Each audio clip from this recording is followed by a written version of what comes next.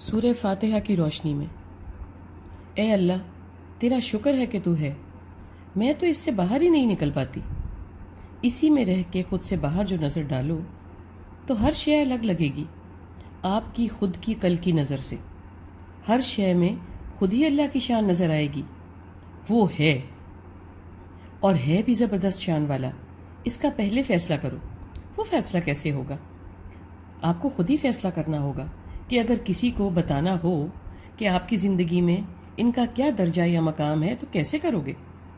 اس کے رنگ میں رنگ جانے کی کوشش کرو گے نا؟ یہ بات ہو رہی ہے دنیا میں میرے محبوب کی۔ دنیاوی محبوب کے سامنے اس کے طریقے سے ہم بات کرتے ہیں، بلکہ اس کے رنگ میں ہی رنگ جاتے ہیں۔ کس قدر کا دھیان ہے عارضی محبوب کا۔ یہ ہے دنیا میں میرا محبوب، میں بھی عارضی، دنیا بھی، میرا محبوب بھی۔ اور جب محبوب ہو دنیا کا مالک، محبوبوں کا محبوب، مالکوں کا مالک، خالقوں کا خالق، آپ کے جان مال کا، آخرت کا، اعمال کا، اس کے ساتھ میرا دل و دماغ، دھیان، رنگ کیسا ہونا چاہیے؟ الگ ہی ہونا چاہیے نا؟ معلوم کرو کہ الگ ہونا، الگ رنگ اختیار کرنا کیا ہے۔ وہ ہے اس بات کا شکر کہ وہ ہے اور ایک ہی ہے، تو اس کا 1000 بار شکر۔ تو پالنے والا ہے سب دنیاؤں کا، آسمانوں کا، زمینوں کا، سمندروں کا۔ اس بات کا شکر ہے کہ تو ہے اتنا رحمان کہ میں کیا کیا گنوں، تو اتنا رحیم ہے کہ میں کیا کیا بتاؤں۔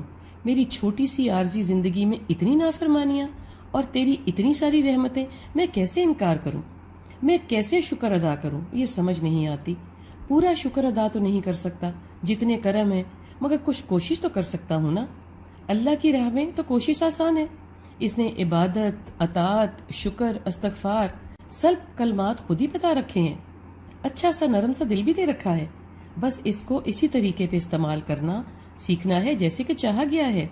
اس کی چاہت بھی آسان ہے۔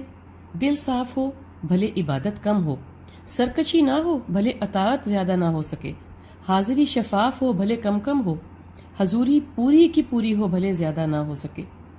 اللہ رب تعالیٰ تیرا شکر ہے کہ تو ہی آخرت کا بھی مالک ہے۔ دنیا میں ہماری بہت سی ضرورتوں کے بہت سے مالک ہیں، ہم ان کے غلام ماتحت ہیں، اور کچھ زیادہ خوش تو نہیں ہیں مگر مجبوری ہے۔ روز کام کی نوعیت بھی بدل جاتی ہے اور ضرورتوں کی بھی۔ ہر کی روز نئی غلامی، نئے احکامات، روز الگ طریقے کی خوشامد بھی، الگ الگ حکم بھی۔ ایک وہ ہے جو ہمیشہ سے ہے، ہمیشہ رہے گا، وہی دنیا اور آخرت کا مالک ہے۔ اس کے لیے ہی ہے ہر دن، ہر رات، اس کے حوالے ہی دنیا بھی ہے، آخرت بھی۔ تو وہ بس اس ہی ہوا نا حساب کتاب کا بھی مالک۔ جس نے امتحان دیا ہے وہی نجات بھی دے گا۔ وہ نجات دے سکتا ہے، وہی بادشاہ ہے۔ بادشاہ ہو کوئی ہی جائز ہے اور واجب ہے کہ بس اس ہی کی مانی جائے۔ اللہ میاں جی، میں تیری ہی عبادت کرتا ہوں، تو ہی مدد کر سکتا ہے، اس لیے تیری ہی بارگاہ میں مدد کی عرضی دیتا ہوں۔ تو ہی مجھ پہ نظر رکھے ہے، تو ہی کارساز ہے، مددگار ہے، پالنے والا ہے، سننے والا، گلے لگانے والا، کندھا دینے والا ہے۔ کوئی دنیا میں میرا جو بھی کرے، چاہے ماں باپ، بچے یا دوست، احباب، کوئی انعام دے یا خیرات، سب تیرا دیا ہوا ہے۔ لاٹری نکلے یا دبا خزانہ ملے، سبھی اس کی دین ہے۔